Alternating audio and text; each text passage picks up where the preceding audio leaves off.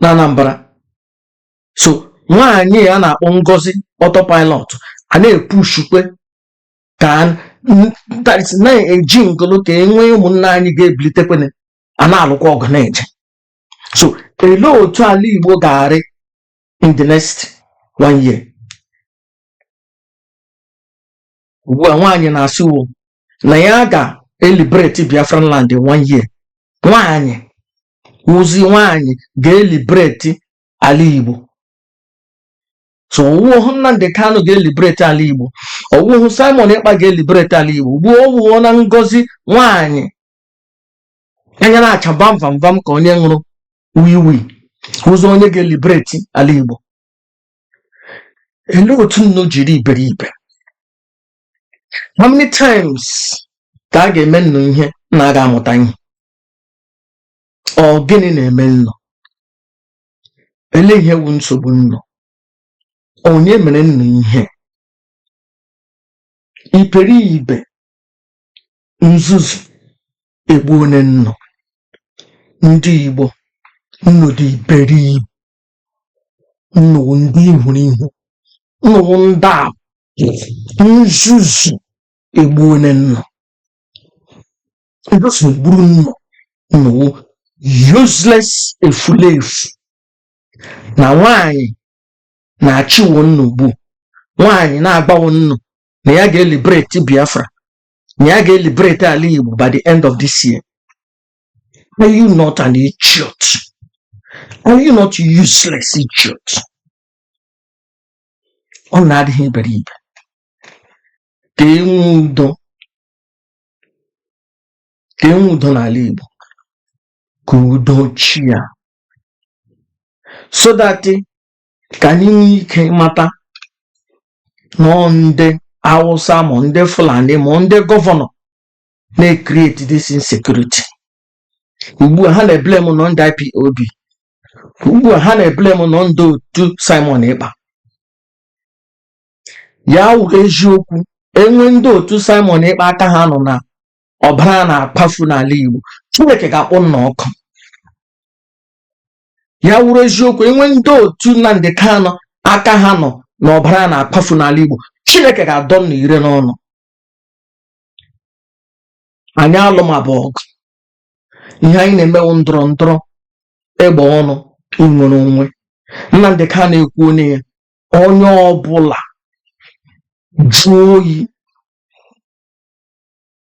and they tell him, to the best of my knowledge, enwezi ihe onye ọbụla na-asọpọtụ Nnamdi Kanu aka ya nọ na egide ga-agba ọzọ na Biafran land. For the best of my knowledge, enweghị onye ọbụla na-asọpọtụ Nnamdi Ezebiro aka ya nọ na igbu ọchụ, ịkpafu ọbara n'ala Igbo. Because onye ọbụla egenene Nnamdi Kanu ntị, chill all down.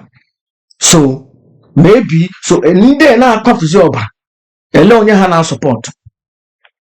Anyị amaghị ụmụ ndị insecurity governors butere. Anyị amaghị ụmụ ndị otu Asari Dokogbo, anyị amaghị ụmụ ndị otu Fulani. Onye m ji na-asị, ndị Igbo, onye ọbụla asị na ya chọrọ Biafra, enwe udo. Onye ọbụla chill down, onye ọbụla nwere isi oyi, ka anyị nwee ike isi no soludo na-akọsụ this insecurity, or no Rogers Okorocha na sponsor this insecurity, or no Elaha Jora guy Kimo State Elaha Hope Uzodimma, or ka anyị sị na it is a fact no Hope Uzodimma, or no ndị Awụsa na-akpafu ọbara, ka anyị mara ka enwe udo n'ala Igbo. Onye ọbụla kwụsị ịkpafu ọbara onye Igbo ibe ya. Onye ọbụla na-akpafu ọbara onye Igbo ibe ya, Chineke kpọọ gị ọtọ.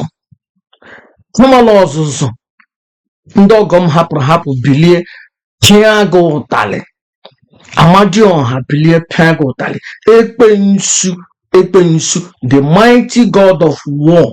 Ekwensu ndị Igbo ji na-alụ ọgụ bilite gbaa gị ọtọ pịa gị ụtalị kpọọ gị ntụli n'isi iji ọtọrị ka gịnị maka ị na-akpafu ọbara onye Igbo ibe gị. Ka Chukwu ndị Igbo, Chukwu anyị gbapụtara mgbe anyị bịara n'ala Igbo, ka onye ekwensu ike, ka the God of war gaa pịa ndị ahụ na-akpafu ọbara ndị Igbo ibe ha, ndị na-ekidnapụ ndị Igbo ibe ha. Somebody jitere na m oji the other day, onye ndị otu Chikedoziem sị m na nlekwa ihe ndị otu Simon Ekpa na-eme, na nlekwa ihe ndị otu Simon Ekpa na-eme, na nlekwa ihe ndị otu Simon Ekpa na-eme, but okwuhukwenụ nke ha na-eme, na nlekwa otu ihe ndị otu Simon Ekpa na-eme. Nlecha the videos hụcha ndị Igbo asị nwụrụ anwụ. I couldn't eat that very day. Ma ndị otu Simon Ekpa na-egbu, ma ndị otu Chikedoziem na-egbu, ma ndị otu Nnamdi Kanu na-egbu, ma ndị insecurity governors na-egbu, ma ndị otu Fulani na-egbu. Ọbara ndị Igbo a na-akpafu ọrị ime mma, aka m anọghị ya. Chukwu ejikọ m ọfọ mmụọ anọ nọ n'ala Igbo, ji ọfọ mmụọ mmiri anọ nọ n'ala Igbo. Ọbara ha na-akpafu n'ala Igbo, aka m anọghịkwa ya, asọpọtụghị m ya. Onye metere ihe o metere n'isi ya, eji isi ya buru. Anyị alụmabụ ọgụ, anyị lụma ọgụ, anyị amara na anyị ga-edefend ala nna anyị, and na anyị ga-eji ihe niile anyị nwere, anyị ga-eji Chukwu defend ya, anyị ga-eji ekwensu defend ya, anyị ga-eji kamal ọzụzụ defend ya, anyị ga-eji udo defend ya, anyị ga-eji ogbugbu defend ya. Jesus, that is God enweghị ike. You cannot defend with it.